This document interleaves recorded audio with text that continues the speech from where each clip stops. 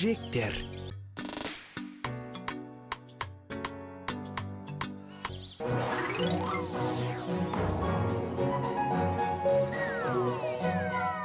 Үрпектің туған күні таяқ балды. Үркек достарымен бірге туған күн иесіне тосын сый жасамақ. Әдеттегідей әуе шарына мініп алып, ең алдымен алаңға барады.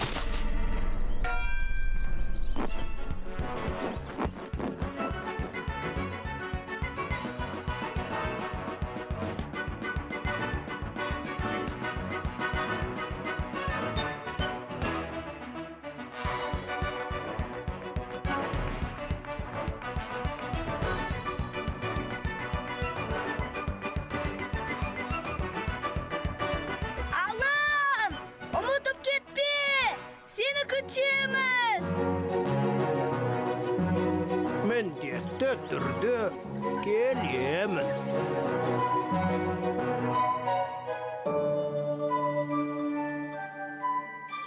Керемет жоспар екен.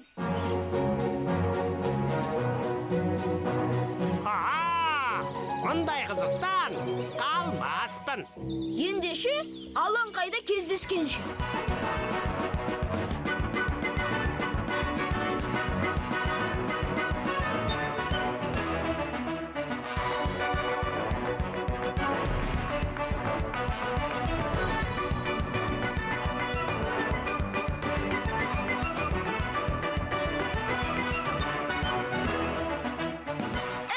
Бітті.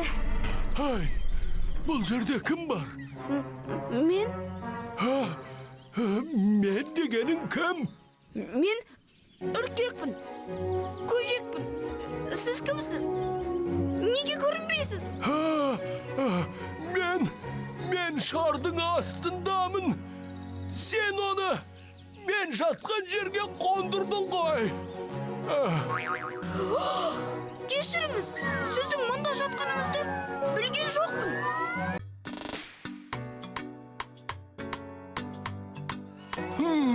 Білмей қалдым дейді ғой.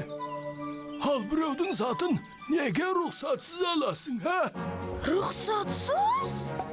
Мен бе? Қашан? Кімнің затын алдым? Мұна менің әуе шарымда алдың ғой. Бұл біздің шарымыз. Мұна көшік не дейді? Айтшы, мұнау кімнің шары? Сенікі сияқты. Естідің бе? Әне? Үкапай, бұл біздің достарымызбен серуендейтін шарымыз ғой. Иә, менің кішкентай досым. Бірақ сендер әуе шарымен ұшқанда, оны құндыздан сұрап алған шығар деп ойлайтынмын. Сонда біз... Иә, рұқсатсыз алып кеткенсіңдер. Мен көзімді ашып жұмғанша шарым жоғалып кетеді.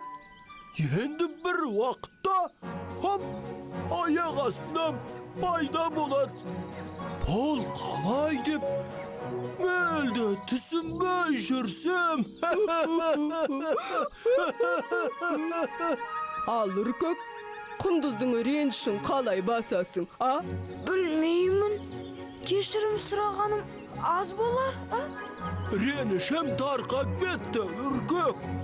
Бастысы, шарымды ұқыпты пайдаланыпсыңдар ғой. Бұдан бұлай, серуенге шығарда аған айтып кетсеңдер болғаны. Рахмет сізге. Жақында біздің досымыз Үрпектің туған күні болады. Сізді соған шақырамын. Қуана келемін.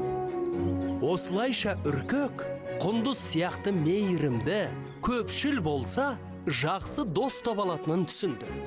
Бұл оқиға оған жан-жақты сабақ болды. Рұқсат сұрау әдептілік белгісі екеніне көзі жетті.